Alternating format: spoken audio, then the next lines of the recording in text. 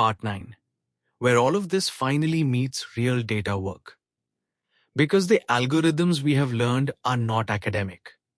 They decide whether your data pipeline finishes in seconds or simply never. And here is a trap that catches absolutely everyone. You have a data frame, and for each row, you look something up in another data frame. It feels innocent, but it is a loop inside a loop. O of n squared. At 1,000 rows, you will not even notice. But at 1,000,000, that is 1,000,000,000,000 operations. Your notebook just hangs, and you assume the data is too big. It isn't.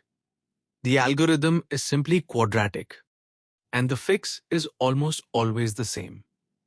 Replace that inner search with a hash-based lookup, a dictionary, or a merge, or a join.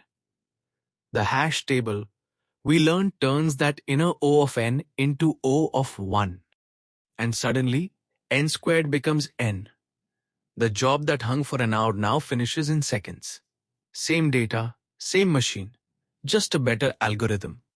So every single time you write a loop over rows, ask yourself, what is hiding inside it? Big O is not a theory exam. On real data, it is the difference between a coffee break and a crash.